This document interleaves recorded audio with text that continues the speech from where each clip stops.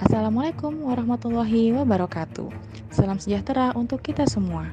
Pada sesi 2 ini, saya akan mendampingi saudara untuk belajar mengenai dinamika media dan teknologi komunikasi bisnis. Pada kesempatan ini, saya juga akan mengajak mahasiswa untuk mempelajari setiap materi yang tertera pada laman ini. Kemudian, teman-teman dapat berpartisipasi aktif memberikan tanggapan dalam diskusi.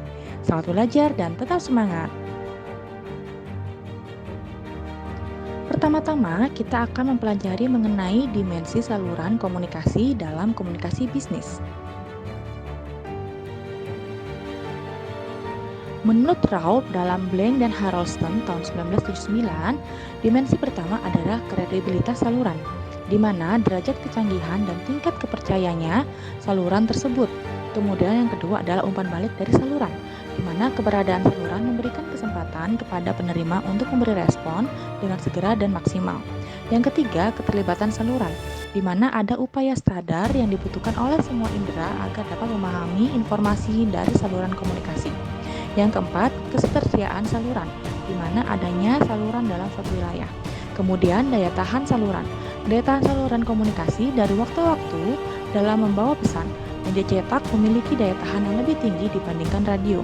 Kemudian, kekuatan multiguna saluran. Kemampuan saluran untuk menjangkau wilayah yang luas melalui kecepatan dan waktu. Yang terakhir, saling melengkapi saluran, di mana kemampuan saluran komunikasi untuk mendukung kegiatan komunikasi dari saluran lainnya.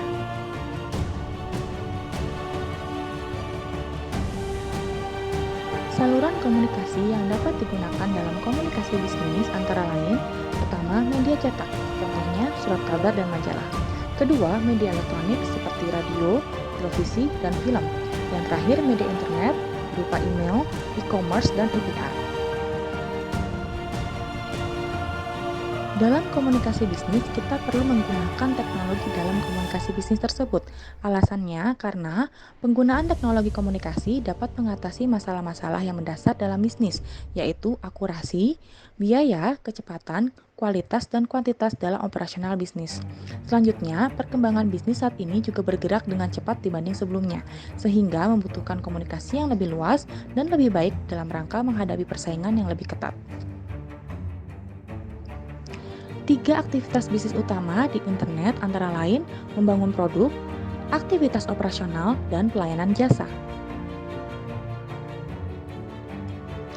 Aktivitas bisnis melalui internet juga meliputi berbagi data internal, rekrutmen calon pegawai, memperoleh partner bisnis dan pelanggan, menemukan informasi eksternal dari pihak luar, pembelian material dan peralatan, promosi produk dan jasa, fasilitas penunjang bagi pelanggan, media kolaborasi dengan partner bisnis, dan publikasi perkembangan bisnis.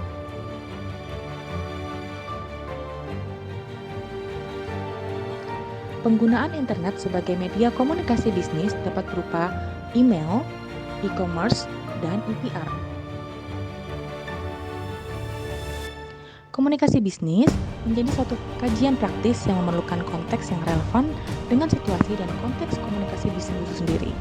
Komunikasi bisnis dapat berlangsung secara personal, kelompok, bermedia, dan sebagainya, sehingga pendekatan atau konteks komunikasi yang dibutuhkan secukupnya disesuaikan dengan situasi dan kebutuhan bisnis itu sendiri, termasuk konteks sosial, budaya, politik, ekonomi, di mana komunikasi bisnis itu berlangsung. Diharapkan mahasiswa dapat mencapai penjelasan bagaimana dinamika media dan teknologi dalam komunikasi bisnis. Untuk materi lebih lanjut, teman-teman dapat mempelajari modul yang sudah disiapkan ya. Semangat belajarnya, sampai bertemu di pertemuan dan sesi berikutnya. Wassalamualaikum warahmatullahi wabarakatuh.